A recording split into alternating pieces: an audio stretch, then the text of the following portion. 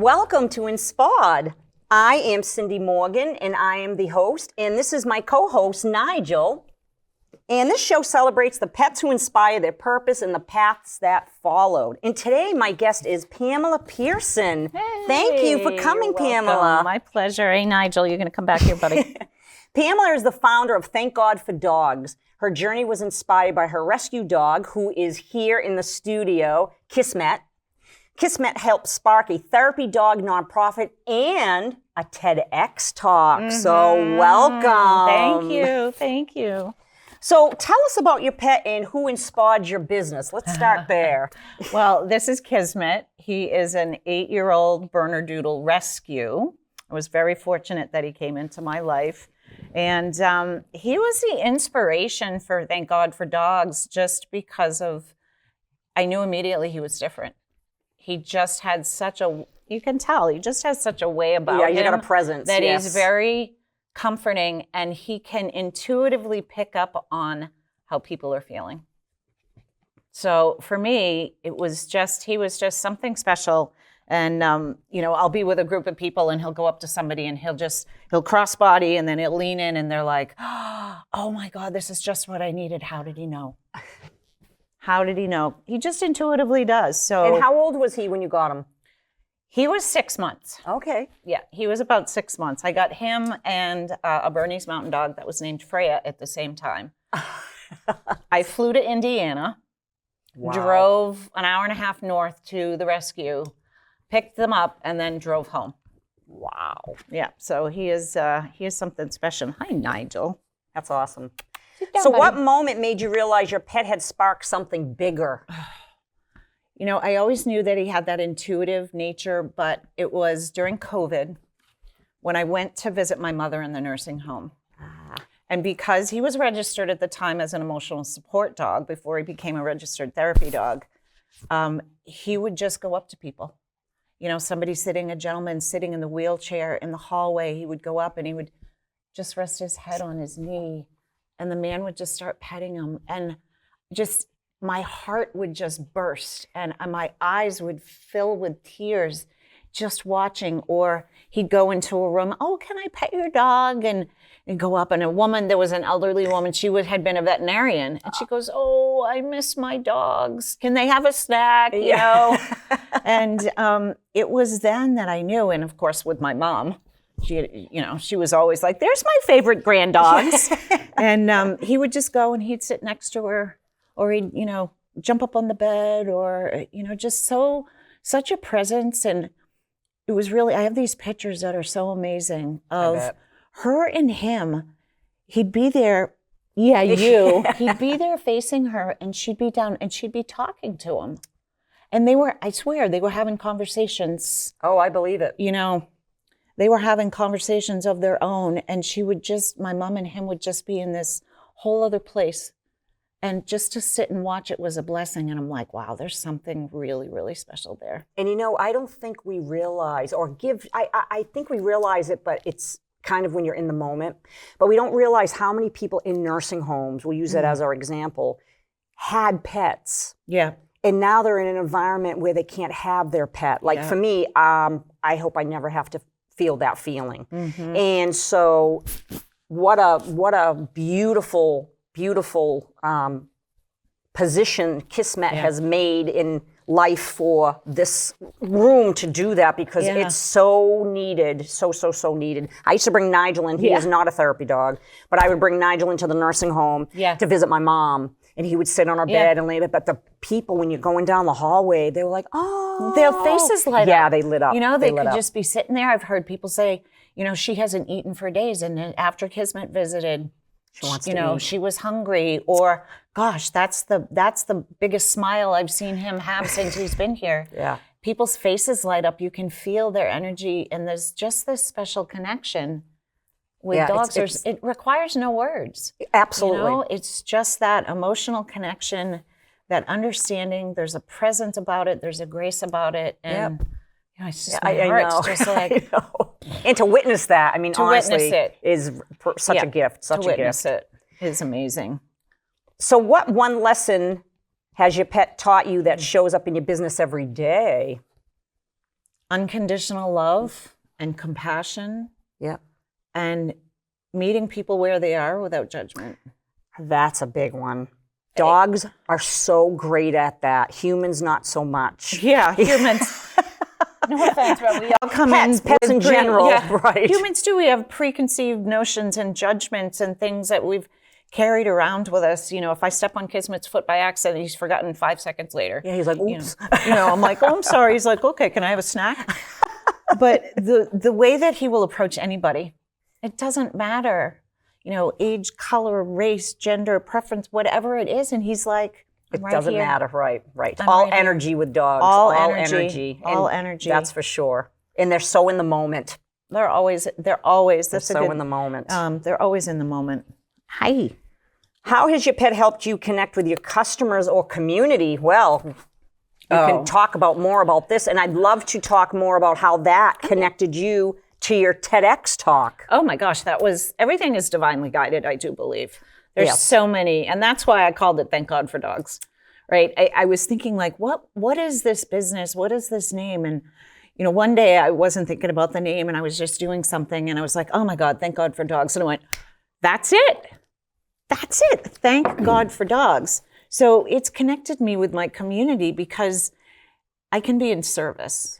Service is one of my core values. Yes. And like Kismet and I visit Ann and Jake's hospital. And it was the Fridays afternoons was our regular time. And people would know that we were coming after they got to know us. This is my favorite time of the week. This is exactly what I needed. Thank you for coming. You don't know how much this has helped me. I look forward to it. It helped me get through the week, right? Yeah, everything. And then they would start buying snacks. They'd buy dog biscuits. So he starts to get to know the 6 places in the hospital where he gets dog biscuits. Sometimes they'll hug him. And I had a woman who started hugging a nurse who was just having such a difficult time. She just started crying. He's just sitting there. She's hugging him. And she's like, I'm so sorry. I'm like, don't be sorry. That's why he's here. Right. So it's enabled me to connect to the community to help heal. I think there's so much healing in the world that needs to happen. And we've been taught to just get over it or just shrug it off or absorb, especially with in the healthcare system, yeah, that's a heavy. That's a heavy thing, especially after COVID, and they're in demand. And I have so many stories of patients and healthcare workers that have just they say it transforms me. And it's instantaneous. It's cheap. Yeah, it's cheap. Yeah. Most expensive thing is the grooming, right? Oh yeah. Yes. It's cheap and. Just the ability to give back, just the ability to connect. There are some corporate partners. My TEDx, so you asked how I connected to my TEDx talk. I was working with a woman as she's a professional speaking coach. And I had a business that was women's empowerment coaching. Yeah. And we were working on a signature talk for a conference. And after I finished that and I gave the talk, was great. And I just had this idea to her. And it was funny because through some of the sessions, you're like, well, what do you want to work on? I'm like, oh, I never wanted to do a TED talk. And we're in one of our weekend workshops and I'm like, I think I want to do a TED talk. And I'm looking at him like this. I'm like, what are you, crazy? And she's like, on what? And I said, therapy dogs. And she's like, okay. So we talked about it, and she said, well, explain to me what it would be. And when I started talking about therapy dogs and Kismet and visiting and being in service, she just watched me just light up. And she said, that's exactly what you need to do. I agree with that. Divinely guided, she's like, well, go look for some. So I start looking and I Google and... Yeah, because the way TEDx works, I just recently found this out in the last year, is different areas around United States will have these TEDx, like they're really around the world, but we'll just stay local for now. You'll look and see what topics they're covering, and you have to kind of like fit into that topic. So what happened is I Googled and I found there is, Boston, Cambridge, and then this one pops up in Portsmouth. Yep. And then their deadline for their submissions was like 2 weeks out. And I'm like, And you had to live within 30 miles of Portsmouth, and I was 29. Oh my goodness. And the topic? The topic, you could submit your own topic. Oh, Yeah, you okay. could I love submit your hearing own that. topic. Yeah. So they wanted, I think it was like a 2-minute video clip of A taste of what you're going to do. Well, no, they said, tell us what your superpower is. So you had to do a 2-minute speaking video to tell them what your superpower was. and then you had to fill out this application, and they get hundreds of them. And then from there, they pick people to come in for an audition. And in the application, you tell them what your topic is. Okay. But the video wasn't on the topic, but I worked it in a little bit at the end. My superpower, one of my superpowers is service and helping people heal. And I worked that in, and that's why therapy dogs are so wonderful. I love it. So they had a couple hundred applications. They picked 30 people for in-person auditions. Okay. 5 minutes of a summary of your presentation, and then 5 minutes of Q&A. Kismet came with me at the end. Excellent. And they were like, this is stage ready. And they loved Kismet, and they had never had an animal with them before. Yeah. And from there, they made their selections, and we made the cut. There were, I think, 13 or 14 people. And we worked diligently on that TED Talk. But it was very interesting because TEDx Portsmouth is one of the top premier venues to speak yeah, at. they're one of the top 50 TEDx events. wonderful. There's over 1,000 people. Wow. And they also live stream it. And they told us after the topic was, what if? Okay. And I talked about what if therapy dogs were an essential part of our healthcare system. Wow. What if? What if? Yeah. I mean, we could, I'm People not would heal medical, so I better. can't diagnose or treat anyone, Yep. but it helps them heal. Yep. They aren't anxious or depressed. They're not lonely. Right. And, there are so many statistics. In my TED Talk, I talk about 3 different areas. One was hospitals, one was nursing homes, and one was colleges and universities. Okay. And the studies that they've done have proven time and time again that, 55% of healthcare workers avoided burnout rate. Wow. The statistics about students when they have therapy dogs on campus, the levels of anxiety and depression in the people who didn't have therapy dogs stayed the same, but the people that did dramatically decreased. Let's think about that demographic too. It just popped in my head. College students, you're away from your beloved family pet that you've probably been with for 10, 15 years or whatever, right? Yes, absolutely. Spot's been your best friend. Right, forever. and now you're sleeping on your own, right? You miss your home, you miss your friends, you miss your family, and you miss your dog. Yeah, I'm so glad you got to speak on that. Oh, and it was yay amazing. for you, because Thank you. it's pets need to be center stage. Yeah. That's kind of how this started for me. And he right? came on stage. They loved him. He came on stage at the end of the TED Talk with my friend had made him a bow tie to match his blue collar because I wore a blue dress. Yeah. And he just pranced out there. And it's just, it was amazing. People, they just really responded to it. And then after our talk, we had the lunch break because it's a whole day event. I didn't get to eat a bite because it was nonstop for the entire hour. Can I see Kismet? Can I pet Kismet? Can I take a picture with Kismet?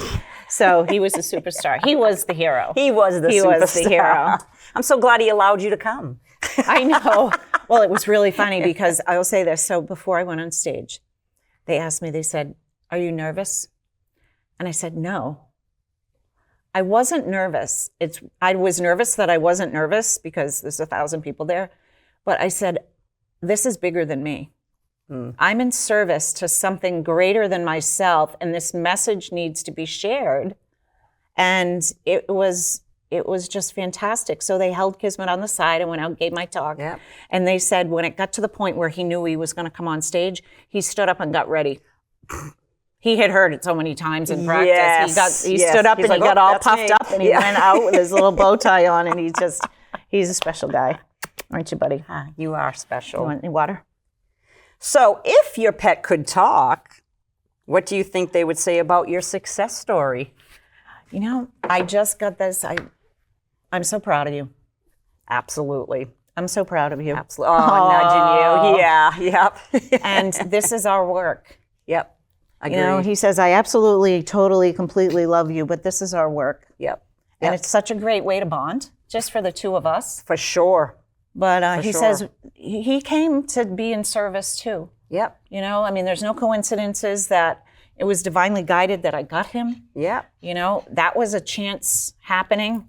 Yeah. All the way to Indiana. Yeah, it was, you know, it was another chance Did you story. see him on a website? I saw him on Adopt a Pet. Okay. There were these puppies, and So you were seeking at the time. I had Bernese Mountain Dogs. I've had 3, but we Okay. couldn't decide if I wanted a Bernese Mountain Dog or a Bernedoodle because my partner, he's allergic to the Berners. Okay. And so we're sitting on the porch, and we're like, should we get a Berner or a Bernedoodle? And we just said a quick prayer and said, you know what?